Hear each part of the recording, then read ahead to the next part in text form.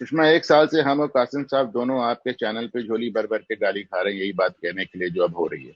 मतलब ऐसी कोई बात नहीं है जो हम लोग को नहीं कहेगी, सिर्फ इसलिए क्योंकि हम लगातार ये कह रहे हैं कि मुसलमान समाजवादी पार्टी से तर जा रहा है। अब देखें, अभी बात हो रही थी कि साहब यहाँ पतंग उड़ रही है तो वहां आम आदमी पार्टी आ रही, प्रयागराज में आप देखें बड़ी मात्रा में कांग्रेस को वोट मिला है। कासिम साहब अक्सर कहते हैं कि मुसलमान एक बार जिस पार्टी को छोड़ देता है दोबारा उस पर नहीं जाता। हकीकत यह है कि कई जगह आप देखें कांग्रेस भी दोबारा आपको लौटती नजर आ रही मुसलमानों के भरोसे के मुताबिक।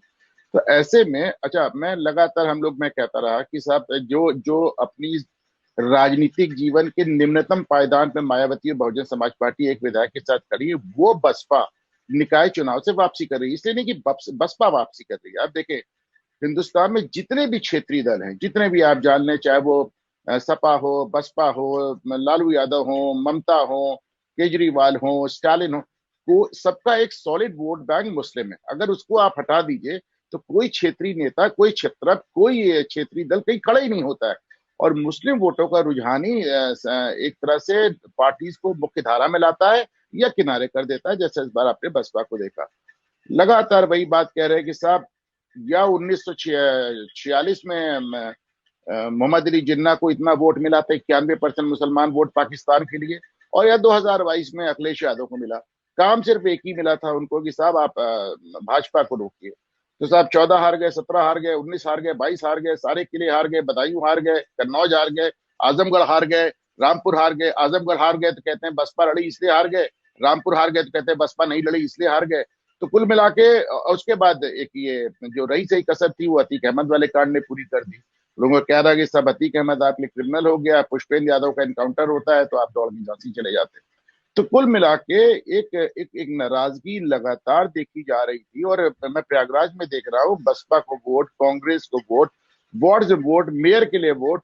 तो अब एक मैं ये नहीं कह रहा हूँ कि समाजवादी पार्टी को भी जितने वक्ता बोले इन सब ने इस चीज थोड़ा सा ध्यान नहीं दिया शायद कि सपा को भी मुस्लिम वोट गया है, अच्छी मात्रा में गया है। लेकिन जो 91% जा रहा था, अगर आप सोचे उसपे अगर 40%, 50% की सेंध लग गई, तो फिर अगर वो 91% वोट लेके 112 सीट पे खड़ी है, तो फिर वो उसका अगर 50% निकल गया तो फिर कहाँ जाएगी। तो कुल मिलाकर बात बसपा के लौटने की जो हम लोग करते आए हैं और जिसके लिए इतना ज्यादा क्रिटिसिज्म होता रहा है, वो इसीलिए है कि मुस्लिम वोटों का रुझान 2022 के चुनाव, मार्च 2022 से लगातार नजर आ रहा था।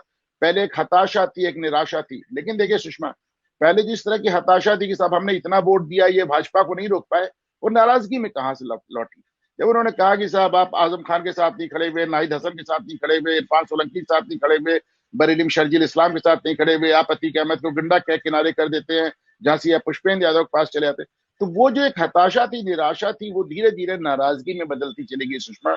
और वो अगर कल वोटिंग के बाद हम बैठेंगे तो एक बार जो साल भर से हम कासिम साहब जो एक बात कह रहे हैं वो आपको नजर आएगा सुषमा।